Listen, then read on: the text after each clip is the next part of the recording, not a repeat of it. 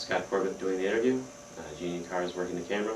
We're interviewing Mr. Villanti at Rome Free Academy on November 9th, 2004. Tap at the shoulder when we're ready. Could you please state your full name? Yep, Sam Villanti. What was the date and place of birth? Syracuse, New York, July 14, 1932. What were your dates of service in the branch that you were in? From November 1952 through August 1954, U.S. Army. And then what theater was this? Korea. What was the highest rank you had during that? PFC. What is that? PFC is really a very basic rank. It's the closest thing to being a civilian as there is. It means private first class.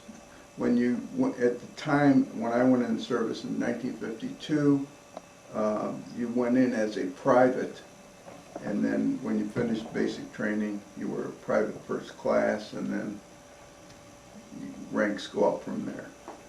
So then you enlisted during the Korean War? I was drafted. Drafted. Yeah. Because you were drafted, did you have any feelings on the war at that time? Not really.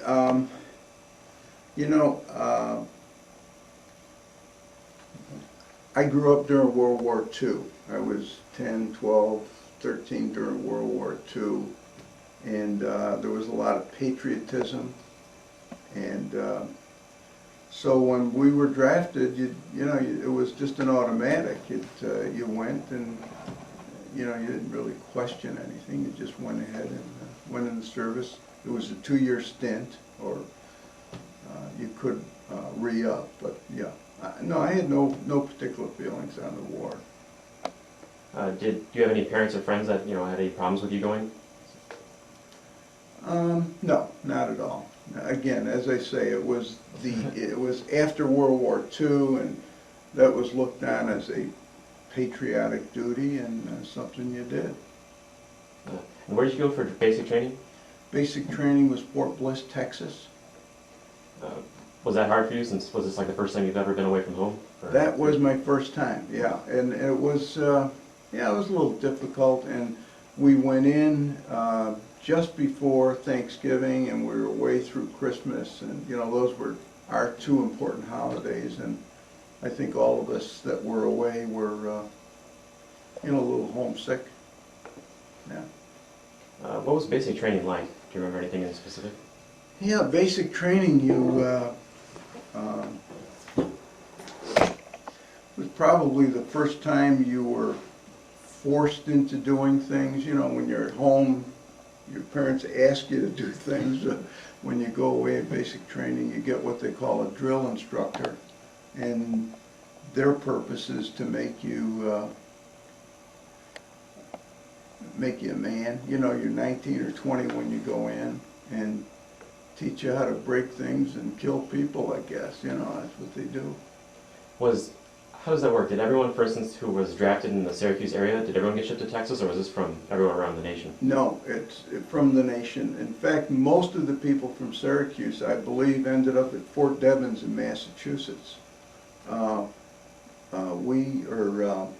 think it was Fort Devens, but yeah, for some reason, our group, and we're a whole bunch from Syracuse, were sent to Fort Bliss. Did that make it easier or did you actually, were they friends? There were some acquaintances, really. There was no one that I went in with that I knew at the time, but got to be pretty fast friends with a lot of people. Do they have any sort of like specialized training, or is it all just basic stuff where everyone learns the same thing? Yeah, it's generally basic training is 16 weeks, and the first 8 weeks are pure infantry training. You're learning how to fire your weapon, spend nights out in the outdoors, and generally learn how to be a soldier, how to march, how to clean your weapon. then you're selected after that 8 weeks to go into some advanced type training. And they select you to go into certain areas if you have some special skills. So that's your second 8 weeks of basic training. So what was your second 8 weeks? What was your special area? I think it's interesting. One day we were called, it was toward the end of our first 8 weeks, and we were called to this big field. It had a bunch of telephone poles out in the field. And as a young person, I had just turned professional. I was a golf professional, and I turned professional when I was 18. So I was working on my apprenticeship. And I tell you that because that's all part of the story. So we get to this field with all these telephone poles. And one by one they would point to a pole and say, how far is that pole? And because I played so much golf, I was pretty accurate. I'd say, well, it looks like it's 100 yards. And then, well, how far is that one? Well, that looks like it's 300 and 400. And I didn't understand the relationship of the questions. Well, it turned out I was selected to be a forward observer for the artillery. That's the training I went into, because as a forward observer, you're observing, you're out in front of the main line, you're observing enemy movements, and if you see a tank or a truck or a group of the enemy, you call artillery in. And you have to be pretty accurate about, once they fire for effect, first round goes in. Then you say you got to move it 200 yards to the left. It's that golf training that came in, except it ended up getting me in, I think, a rather difficult part of the Army as a forward observer. Would that be like particularly more dangerous since you're at the head of the group? Well, one of our outposts was actually out in front of our main line, so that the main troops were behind us, and we would go into the outpost and you would stay there for 2 weeks. So for 2 weeks you lived out on a mountain or on a high hill, and you slept in the ground, and then after 2 weeks you'd get back, you'd get to go back for a 1 week rest. I can't say it was more dangerous than being in the infantry, but you were, I think, more vulnerable because you didn't have a whole bunch of people around in the event of an attack. There were just 3 of us on an outpost. So when basic training ended, was it kind of like everyone that was there at the fort, did they all go off to the same place, or once again did you all divide up? Everybody was divided up. Because Fort Bliss was an artillery group, we pretty much stayed the same, but we all went in. MOS is, I forget what MOS stands for, but it's your designation for your specialty. And mine was 1510, which was part of the observer intelligence group, but other guys went off to become members of a gun battery. Some people went off to learn how to cook, you know, so that's where they then broke you off after basic training. But you pretty much stayed still with the same group, but during the day you would go off to different training objectives. So then did you go straight to Korea after that? Yep, I went, they sent us home for a week and a half, I think it was. It was around Easter time in April, and then we shipped right over to Korea from there. Where in Korea were you? Was it, or you kind of flew around everywhere? No, once they I ended up in an area around near, ended up being called Porkchop Hill and Old Baldy, but that's where our unit was. When we landed in Korea, there were probably hundreds of us, but from that point on, you moved and the group just got smaller and smaller, and the closer we got to the front lines, the fewer there were. I think there were only 7 of us of an original group of maybe 100 that ended up in the front line area. What division were you in? 7th Infantry Division. And then are there like different categories broken down? You said how they get smaller and smaller? Yes. Like Yeah. division to, The 7th Infantry Division was in the central part of Korea. And the folks that we were engaged with were the Chinese groups, not North Koreans necessarily, but within the 7th Infantry Division, there are artillery groups, infantry groups, communications groups, so, you know, there's a lot of specialties within a division. what was kind of like a daily routine? Like, what was a day like when you were? Once we were on our outpost, it was pretty boring, to be honest with you, because we lived in the side of a hill. It was a room that was maybe 8 by 10, and it had 2 bunks that were in this room. There wasn't much room to walk around, so what you had someone on the outpost, and your duty, as I recall, we were 2 hours on and 2 hours off, 4 hours off, I guess. So for 2 hours you were with your radio and you were just observing what was going on out in front of you, and the other 2 guys were sleeping or eating, or there were no other people around. It was just the 3 of us, so it was, you got pretty friendly with everybody, with the 3 guys, but there wasn't a great deal to do. So when you were on the outpost itself, you were with field binoculars, and you're constantly looking for any enemy movements.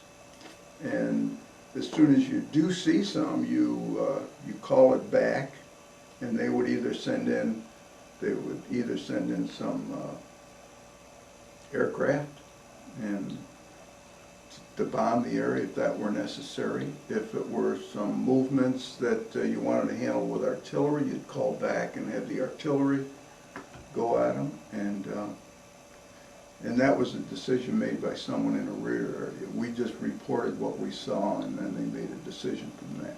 So is it mostly forward observers a defensive job, where you would report when they get closer, or do you actually go out and find targets? No, we don't find anything. We would stay in this one position for 2 weeks and just report what was going on. And the way the perimeter was set up is maybe, and I don't know for sure, but maybe 2 miles from us was another forward outpost group, and they were, you know, we were sort of overlapping, but there would be a whole string of these outposts along the perimeter.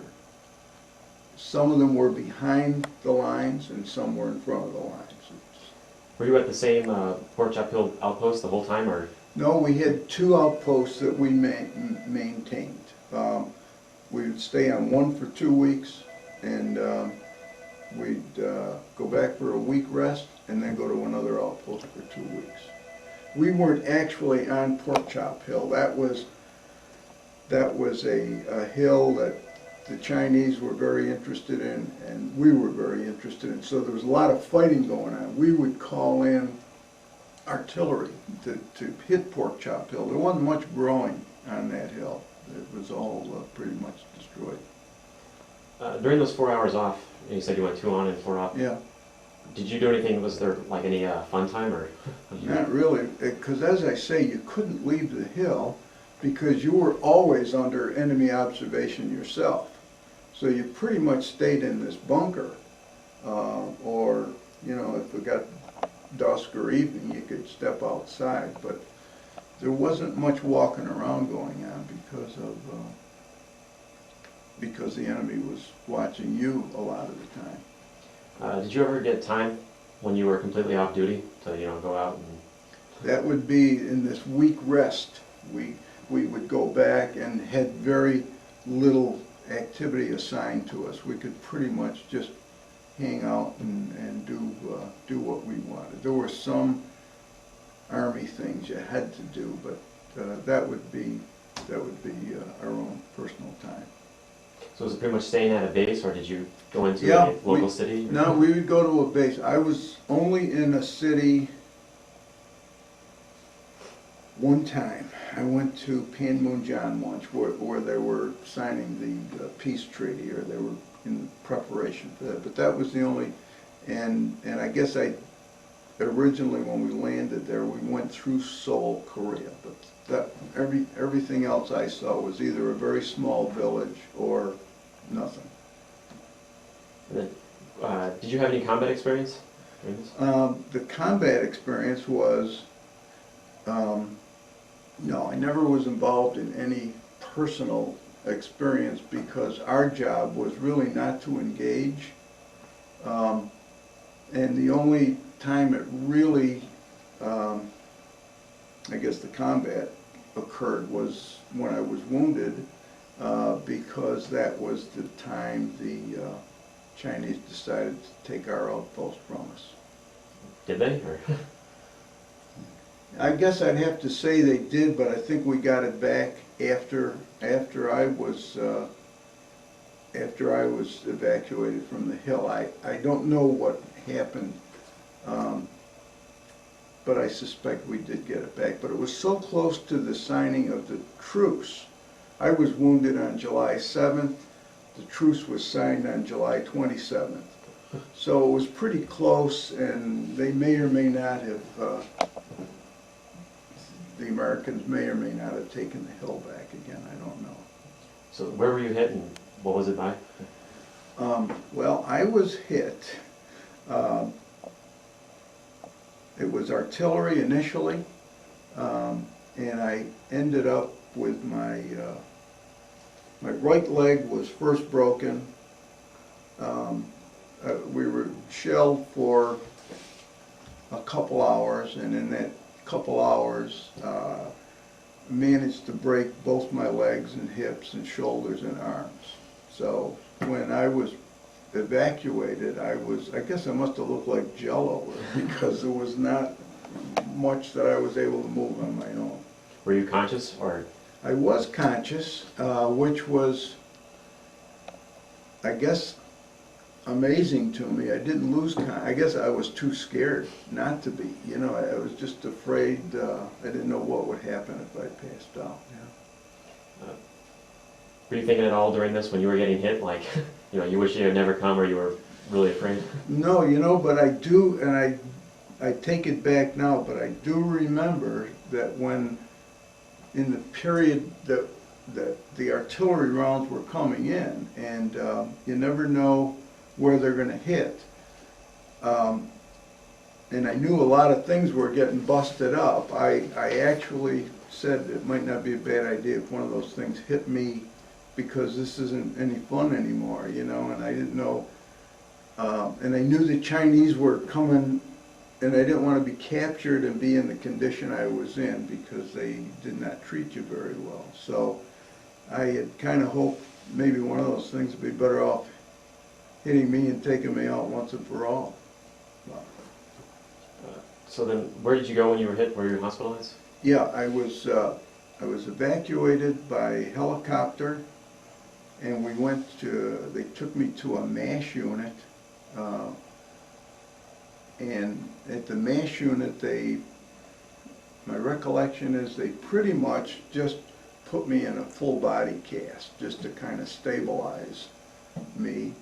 And from there, I went to a hospital in Japan for 3 months, and then I went to Walter Reed Hospital. I was there about a year, I think, in the hospital at Walter Reed. Did you have to, was any of this physical therapy, or were you in the body cast for almost the majority of it? Well, I got out of the body cast after a while, and most of the damage, as it turned out, the broken bone stuff was healing, but I had nerve damage done to my right arm, which they were not able to repair, and my right leg, which causes me to walk with a limp now. And so I was in a lot of physical therapy, yeah. And then afterwards, so what happened? Wait, you said the treaty had already been signed probably by the time you got out of the hospital, or? Yeah, when, in fact, the treaty had signed by the time I left Japan. It was 20 days after I was wounded, so. So you immediately went home? Or? Well, I went in the hospital. I had to stay in the hospital for, as I say, just over a year, trying to rehabilitate. Then when I was discharged from the service, I was discharged from Walter Reed Hospital. I never went back in the military again. I wasn't able to do that. So at the end of it all, were you pretty happy to be going home? I was real happy to be going home. I was probably not a happy guy for a couple of years because, as I said earlier, I was a golf professional, or I just started my apprenticeship, and this, because of the damage done, I didn't think I was going to be able to play golf again. So we were in a lot of rehabilitation after that, just to get back to doing some normal things. But I guess I was happy to be home, sure. How did your friends and family welcome you when you came back? They welcomed me, it was great. But one of the problems that occurred is because when I first come home, for a couple of years I wore braces on my legs and had to use crutches to get around. And I just felt that people were smothering me too much and not letting me do my own thing. If I got near a door, somebody would open it. And, you kind of resented that, saying, And so, as a result, I left the Syracuse area and a lot of my friends just so I could go away somewhere and not have this baggage of, being wounded and all that stuff that went along with it. I thought people were a little too protective of me when I first came home. They were great, but they just wanted to make me feel comfortable. So where did you go during that time? You said you needed to recover? Or? Well, I left, I just bummed around the country. Went down to Florida when it got cold and came back north, when it got too hot down there, and spent a couple of years just kind of wandering around. Did you keep in touch with any of your other comrades from the war? No, unfortunately, they didn't get off that hill.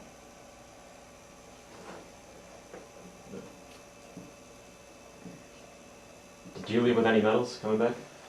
Nope. Do you think, or how do you think the Army changed your life? Well, I think all the things that happen change for the better. Gotta give me a minute.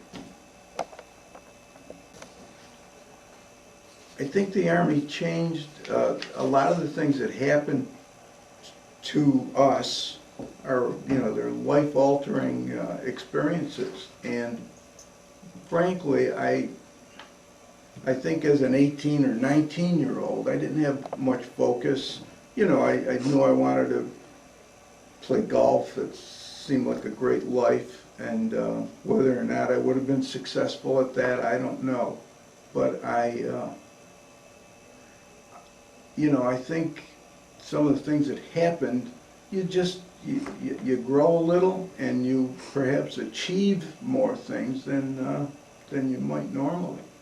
So I think overall it was a great experience. Are you satisfied the way the war ended? Yeah, because again, I didn't, as they say, I didn't think I had a dog in that fight. They drafted me, they sent me over, and you try to do what people ask you to do, and you come home. Was I satisfied? I guess, you'd like to have kicked a little butt, more butt. I'm not sure we did. It ended as a stalemate, I guess I'd say. And so the good conclusion would have been if we'd have been clear winners, which we weren't. But What did What did you do with your life when you got back, you know, jobs-wise? Okay, well, as I said, I kind of bummed around for a couple of years, and then the man that was the golf professional that I worked for when I was younger invited me back to his, you know, I said, I don't think I can play golf. He said, well, you know, why don't you come back, maybe we can work it out. Well, the outcome was he got me playing golf again. I did manage to get my Class A PGA card. Tried to qualify for the National PGA on 2 or 3 occasions where you had to walk 36 holes in one day. And so as I say, I got my Class A card as a PGA professional, and I was pleased with that. Then I got married, saw that I wasn't going to make a very good living playing golf, and so I went to work in a manufacturing company and spent 30 years there, and I left. I was president of the company, and we had a plant in Kingsport, Tennessee, and up in Lowville, New York, and retired from that about 3 years ago. So I spent most of my time in manufacturing.